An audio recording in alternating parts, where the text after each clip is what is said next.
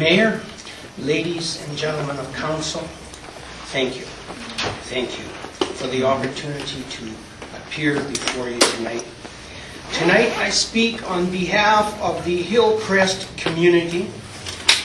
We are business people, professional people, working people, seniors, pregnant mothers, children, and babies. Neighborhood air quality and the health implications of that air quality are very high concerns for a very significant portion of the Hillcrest community. Ladies and gentlemen of council, I present to you a petition asking for cessation of the operation of the greenhouse wood burners located and operating at the Mayfair Farms.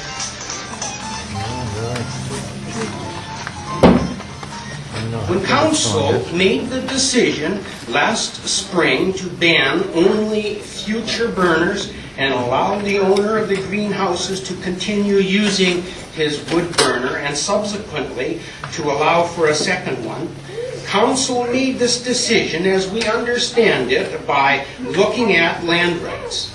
It was decided that because the owner had grandfather rights to the land, council could not stop him from burning. Let us be very clear. We have no argument that the owner has grandfather rights to his land. However, we hasten to point out that he does not have grandfather rights to the air. The air is public property, and the air is managed by the local government through bylaws. Let me refer to the little town of Hudson. During the early 1990s, Hudson, Quebec, a town of about 5,000 citizens, passed a bylaw that sharply limited the use of pesticides. Industry took the town to provincial court to rescind the bylaw. The court ruled in favor of the town. The corporate giants then took Hudson to the Provincial Court of Appeals. Again, the court ruled in favor of the town of Hudson. Finally, the corporate giants appealed to the Supreme Court of Canada.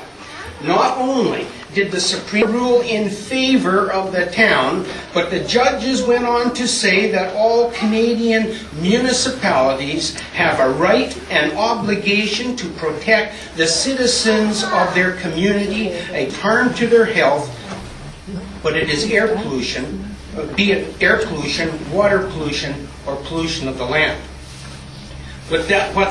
This means for us is that you, the honorable members of the Salmon Arm Council, have the legal obligation to protect the citizens of Hillcrest from air pollution.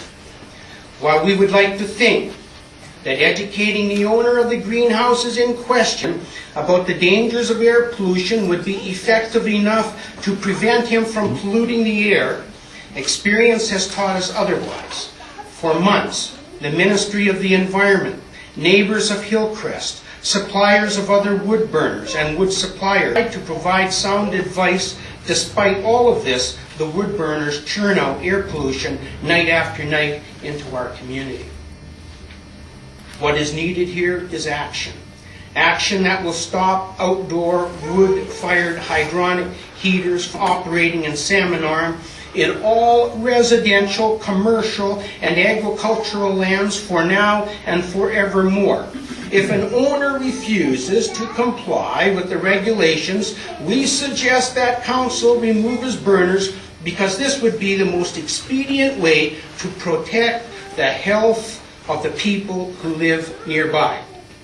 Furthermore, we'd like to know that we, Hillcrest, who advocate for the right to breathe clean air, will support our council's decision to ban these burners 100%.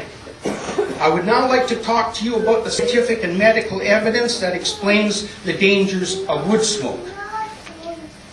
I quote from a document published by the Puget Sound Clean Air Agency. Many people are sensitive to low levels of wood smoke. Infants, children, pregnant women, seniors, senior citizens, cigarette smokers and ex-smokers, and all those suffering from allergies, asthma, bronchitis, emphysema, pneumonia, or heart or lung illness. are most affected by wood smoke and are sensitive to low levels. Wood smoke and fumes enter homes where stoves are not used. Small particles from wood smoke in homes without wood stoves reach at least 50 to 70% of outdoor levels, according to a University of Washington study. The American Lung Association motto, "When you can't breathe, nothing else matters," suggests that good air quality is vital to us as individuals. I quote from a BC Ministry of Environment publication on outdoor wood-fired hydronic heaters. Compared with other home heating technologies, OWHHSs can be substantially dirtier, resulting in ash residue and increased emissions. When the combustion temperature heater is kept relatively cool by the water jacket surrounding the firebox, a process known as cool combustion takes place, producing smoldering, smoky fires. OWHHSs emit high concentrations of particulates and toxics.